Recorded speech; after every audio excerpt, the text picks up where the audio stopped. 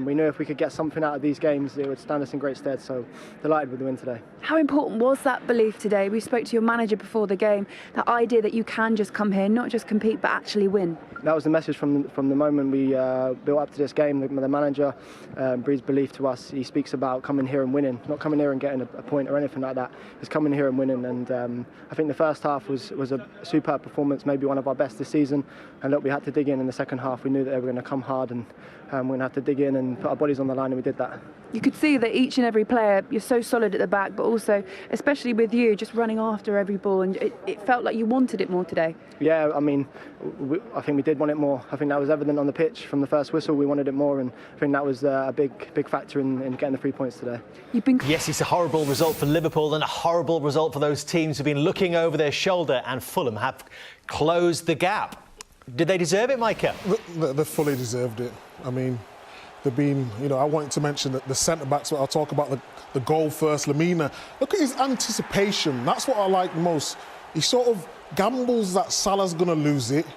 A lot of players, we're thinking about the counter-attack, but he gets in there quick. And it's a great finish. He keeps his head over the ball. And Alisson can't really do much about that. But they fully deserve the win.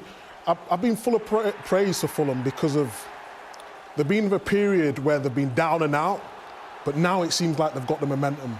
And, yeah, they fully deserve the 3 points today. Another clean sheet as well. Adebayo, Anderson partnership has been remarkable, to be honest. Adebayo was at Man City as a young kid, went there just 5 years old. Always thought he deserved a little bit more of a chance, but he went and learned his trade in the Championship. He was at West Brom and Blackburn, but now he's proving that he can do it at this level. I don't want to get too excited right now because their aim is to stay up, but their form of late, what have they got? 4 clean sheets in the last 6 games, something like that. It's been... Only Manchester City have conceded fewer goals since the start of December, to put it in incredible context for them. As for Liverpool, 6 straight defeats at Anfield. They've only scored 1 goal in that time. That was a penalty, Graham. It's becoming unfathomable. How low can they go? I don't know. I still find it strange to make 7 changes, given where they were prior to this game. I still felt they could get themselves into the top 4. It's a double-edged thing for me. When you start with some of your main players on the bench, the message that sends to Fulham today is they're not showing us respect. As a manager, that's how I would have used it. They're thinking they can pick a reserve team to turn you lot over. You've got to go out and prove them wrong. And I think when you hand the initiative to the opposition and you end up chasing the game, it's totally wrong. You're bringing on your main men, some of your main men, to try and claw the game back.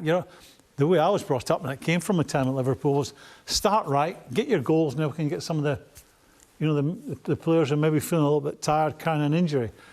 But to answer your question, how low can it go? I mean, did you just use the word gobsmacked?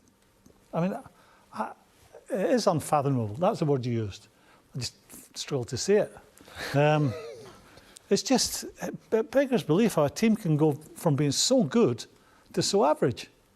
And it's okay, asking questions about the manager. It's about players. Jurgen Klopp at this time has found out exactly what he's got in his dressing room. Some of them have not stood up to the challenge. When you're a big player and you win a trophy, that's parked. Enjoy it for a week. Now it's about next season. You go into a close season. Every day you land on a beach in Spain, you're thinking of the challenges that are coming ahead. I would say some of those players haven't done that. Let's enjoy the moment. It may never happen to us again. That's not Liverpool. It's all about winning it again and again and again. Harrison Reed said there in the interview that Fulham wanted it more. Did you see that? Well, you always think that when a team wins the game, but the biggest, I suppose, worry I have for Liverpool is, to me, they're not playing as a team. They're not a team. The signs have been there for the last few months, and you're thinking, are they really that bad? It's obviously crisis time for Liverpool now. They are not playing as a team, and that should be the manager's biggest worry.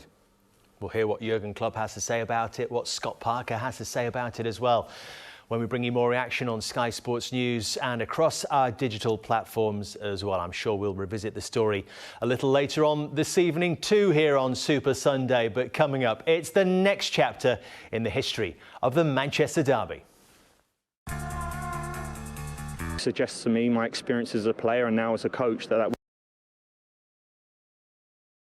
today we're on the right side of that, so that's massive. The league. Everything suggests to me my experience as a player and now as a coach. That With Fulham now, does it feel like it is for you? well, there's momentum with us as a team. It's an irrelevance, Laura, in terms of where we sit in the league and who we're bringing into it, or the points difference, or where it is, and that'll always be irrelevance until the end of the season.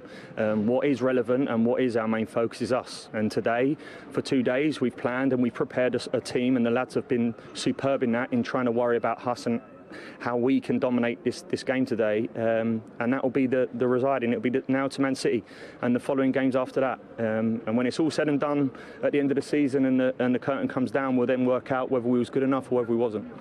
A massively significant 3 points for Scott Parker. What about Jurgen Klopp? It was always going to be a risk, was it, with those 7 changes, Steve? Huge risk, yes, huge risk. On the back of 5 consecutive defeats, it's not as if you're 10 points clear and you think I'll put everybody in and it doesn't really matter how it gets on. The pressure was on Liverpool today hugely. You know, yes, we'll talk about the Champions League game in 3 or 4 days' time, but you have to remember that they're 2-0 up in that game. So you could feasibly have played your strongest. We'll talk about the Champions League game in 3 or 4 days' time, but you have to remember that they're 2-0 up in that game. So you could feasibly have played your strongest. You start with your strongest team and then you take people off. You can't just start with the team that they had, and they struggled from the offset, no problem about it. That right-hand side of the pitch was too weak and too inexperienced.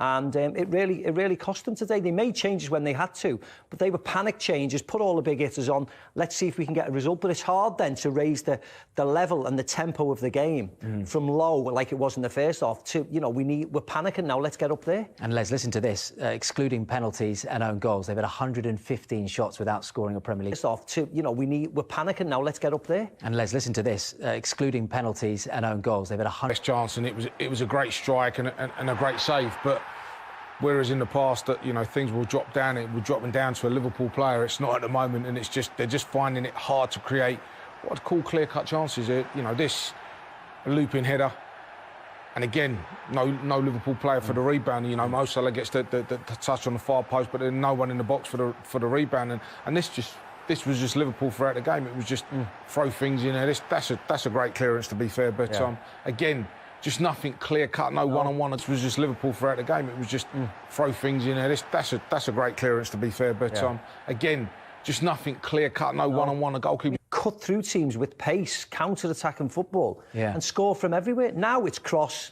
And there's a hope. It's just a hope. It's hopeful, yeah. Well, let's get the non-emotional side in terms of the top 4 race from you, Les, because there is still a chance, isn't there? I mean, look, you know, West Ham have got those 2 games in hand on them now, but it's so tight, 43 points up to 47 Chelsea. It's tight. They're not out of it. Of course they're not, you know, because, you know, this could... 2 games in hand on them now, but it's so tight, 43 points up to 47 Chelsea. It's tight. They're not out of it. Of course they're not, you know, because, you know, this could... Right, let's hear from the Liverpool manager, Jurgen Klopp. And that was a difficult game and a difficult result to take. Where do you think it went wrong? Oh, there was probably not only one moment. There were a lot of moments, but of course the decisive moment we conceded a goal and couldn't score.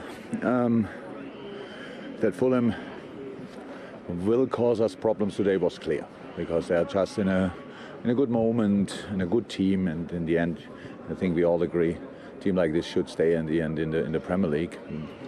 Have now an even better chance, but of course there were moments when we could have had more impact on the game.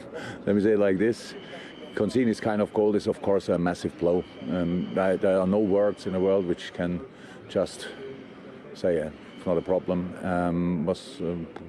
I don't know how long before half time, going in there, team obviously disappointed. We tried to react, and I think the boys showed that, but in the end we don't score goals, and that's a big problem, especially when you're 1-0 down.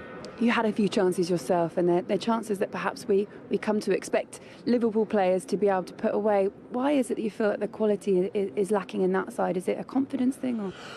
Oh, meanwhile, of course, sure. It's just you know, we never had a momentum in that season, really, in the Premier League at least, and you can see that it's still in the boys there. They have they have it all, but in a moment they can't show it, and yeah, it would be a masterpiece to to find out how we change that overnight. The only good thing is that we play a different competition in 3 days, and hopefully we can show there a different face.